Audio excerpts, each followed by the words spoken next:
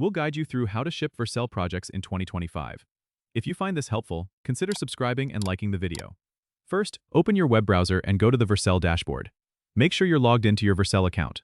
Once you're in, you'll see a list of your projects. Click on the project you want to ship. Now, on the project page, look for the Deployments tab at the top. This is where all your deployment activity is tracked. Click on it to view your recent deployments. If you need to trigger a new deployment, you can do this easily. Go to your project's Git repository and push your changes to the main branch. Vercel is configured to automatically deploy from the main branch by default. Once you push your changes, come back to the Vercel dashboard.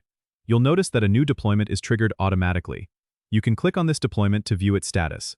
If everything builds correctly, you'll see a green check mark indicating a successful deployment.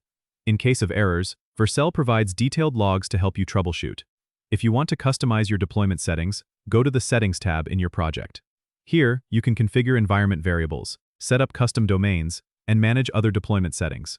Remember, Vercel's power lies in its seamless integration with Git, so keep your repository updated for smooth deployments. And there you have it. Your project is now live and accessible on the internet. Don't forget to subscribe and comment if this helped you out.